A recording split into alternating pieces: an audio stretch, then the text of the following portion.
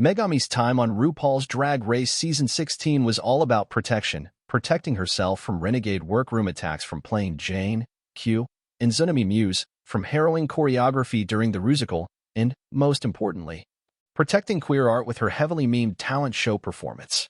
Unfortunately, Megami was only able to tick a few things off of that list, as she was sent home on Friday night's episode after a Sound of Music-themed theatrical performance landed her in the bottom two opposite Imachaya Amon Le Page. Still, much like the sign she held up on episode 1, she's become a poster board for the excellence of the art form, and she tells EW's Quick Drag podcast above that she gave herself a tiny parting gift that honored her own worth when she playfully stared RuPaul down as she mouthed a specific, empowering lyric about self-love and the Miley Cyrus lip-sync performance that sent her packing.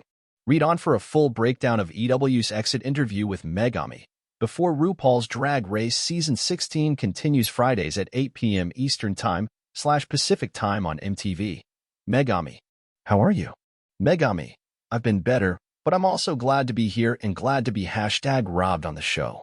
Everyone send me love. If you were robbed, who should have gone home? I feel like Plane and Tsunami should have been in the bottom because walking across the stage is not that difficult. Me, Dawn, and Nymphia were sweating our asses off dancing like a goddamn storm on that stage. I'll leave it at that.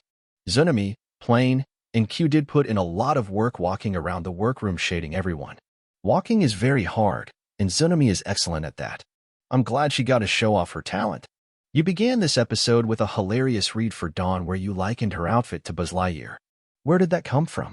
Dawn's whole character was an intergalactic elf thing or whatever, and I'm like, you're literally wearing Buzz Lightyear colors and a swimming cap. On that note, can you please explain this running gag on social media of you saying that Dawn is Latina? This came from another queen in Brooklyn. Dawn loves to paint herself a multitude of various colors. One of the queens in New York, I think it was Rifey Royalty, they were at a show and Dawn was getting out of drag. They're backstage, and she's finally seen Dawn out of drag, and Rifey goes, "Oh my God, Dawn, I didn't know you were white. I thought you were Dominican." It became a meme in Brooklyn that Dawn is canonically Dominican. This week was the fan-favorite Rusical Challenge, and of course we got drama with role selection. You wanted Baroness Braun, which eventually won a Q in a game of rock, paper, scissors that you lost. You looked plucked, and Tsunami, Plane, and Q all said later in the workroom that you were bitter Betty over this. How do you feel in hindsight about the role selection and how that went down? And can you explain the resentments you were feeling? Resentment is certainly applicable. At this point, I've been safe so much. Even when I won, I never got to hear positive feedback from the judges. I wanted to get one of the main character roles. It's a comedic role that I feel like I'd be fantastic at. Looking back, I should have put my foot down kind of like Plasma and took the role I wanted. After we rehearsed and learned the show, me, Dawn, and Nymphia were dancing in every single act, and as a non-dancer, I worked my ass off. Maybe I wasn't 100% perfect all the time, but we were sweating by the end of the show. It was just a lot. Morphine said in that moment she felt Tsunami was shading everyone because she had a crush on Plain Jane. What's the tea? That's not a thing. If anything, the one you need to look out for is Plain and Nymphia. I'm not going to expose my sisters on that one. I think you just did. I didn't say anything that can't be looked up online. I'm just putting that out there that maybe that's a distraction. Laughs. I don't know how much. I'm just saying that over the winter, Plain flew to Taiwan to go visit Nymphia, and we were all like, ooh, what are you two doing over there? Michelle later critiqued you for having the same face and same delivery. Do you agree with her assessment that your makeup was too similar? When has consistency been bad? What do you mean I have the same face? Yeah, I'm naturally beautiful. I don't need a bunch of filler to make different faces. I don't get that critique.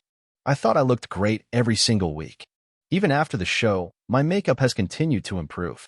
It's not in my character if I'm not doing a specific cosplay to be doing all these weird, crazy faces. I have my good face, and I love to stamp it. For me, that was a weird critique. If consistency is the worst thing you can say about my drag, girl, that means how good I am, right? I'd like to believe that other people did worse for my own mental health. It really was a thing of, like, everyone did so well and really rose to the challenge of this Rusical that it was so hard to tell who was even going to be on the bottom. It is what it is at this point.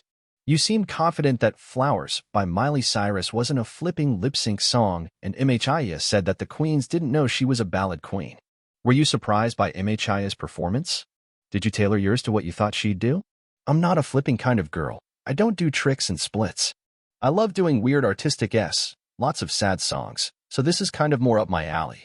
I don't know much of what MHIA did because I was going to focus on the words of this song and the emotion and intent behind the song, and kind of stare Rue down and make that connection and feeling the feelings of Miley Cyrus. Maybe Rue didn't like me looking her in the eye and saying, "I can love me better than you can." You did that intentionally, looking at Rue when you sang that lyric?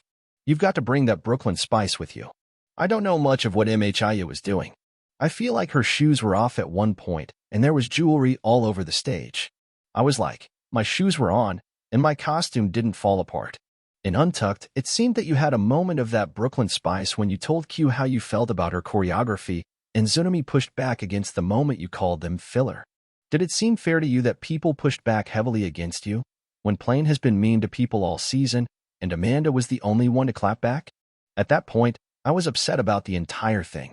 My intention was never to hurt anyone's feelings, either. I know Tsunami felt some kind of way, because I was upset and taking my frustration out on other people, and I apologized to her. It wasn't you I should have been angry at, it was the situation. You guys didn't pick how much choreography you got. I was annoyed at everything. I can see the writing on the wall, here, and it's not looking great. Not my proudest moment. You also inspired a lot of Protect Queer Art memes, and you've since said you stand by that performance. Are those memes validating or upsetting? It's a little of both. The performance came from a genuine place of love and concern for the community and for the art form of drag. I could have done a million other things, and I was just, in the moment, was just thinking about all the legislation and pushback against queer and trans individuals. I want to use my 60 seconds to say something to the world, to the millions of people watching at home, many of whom are not queer people or particularly politically active. The most pushback and criticism I get were from people who live in LA, New York, Chicago, these very queer centers, and live in this bubble. Having been able to travel, going to places like Tennessee and Virginia, more traditionally red states, talking to people, their responses are completely different, like, "We get what you were doing, and it mattered." It's fine that it's a meme. That means I'll be remembered, because no one's talking about Burger Finger anymore. Laughs. At the beginning of the season, there were clues to the season ahead hidden in Untucked. The first shot shows your "Forget About It" card next to a guitar with Mariah on it, a nod to Plasma's role. How did your card get there? I put it down in the last episode while I was talking to Geneva in the back when we were about to leave. I forgot that I didn't pick it up. When we came back on the next episode, it was still there. So I was like, F it. I'll just leave it there, and I think it stood there for the rest of the season if the girls are telling me the truth. At least I left a little part of me there in the Untucked lounge.